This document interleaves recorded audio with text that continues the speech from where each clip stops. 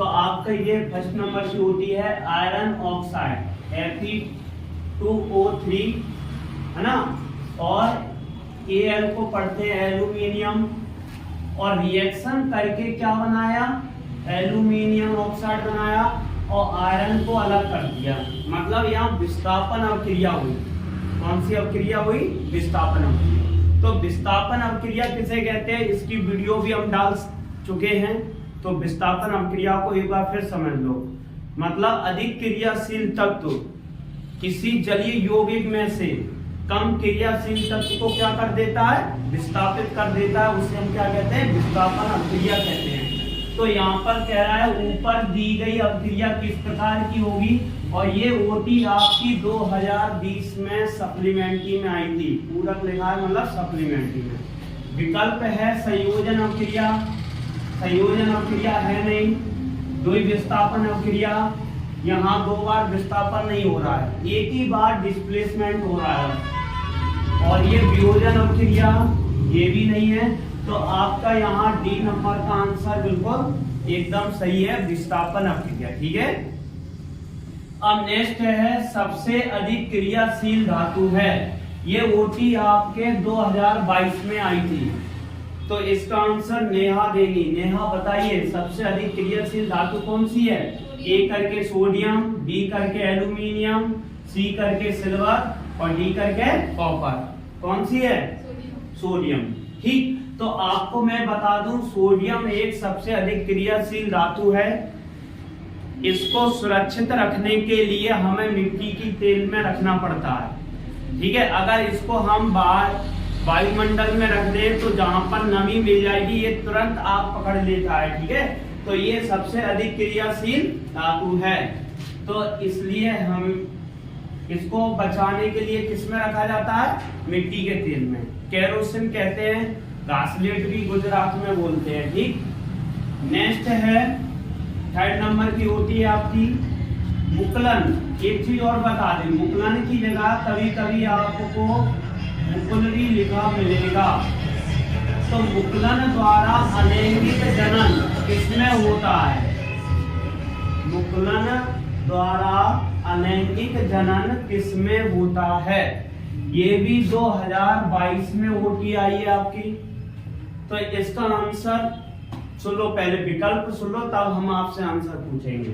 ए number amoeba, B number yeast और C number plasmodium और D number leishmania. तो इसका आंसर रोहित वर्मा बताएंगे। रोहित वर्मा बताइए क्या आंसर है? ईस्ट में। इन्होंने बी नंबर बताया है, बिल्कुल एकदम करेक्ट है। ठीक, अगला क्वेश्चन, अगला नंबर है आपका मानव नेत्र के जिस भाग पर किसी वस्तु का प्रतिबिंब का रह गया यहाँ पर, मानव नेत्र के जिस भाग पर किसी वस्तु का प्रतिबिंब बनता है वह क्या कहलाता है? मतलब आप प्रतिबिंब कहाँ बनता है?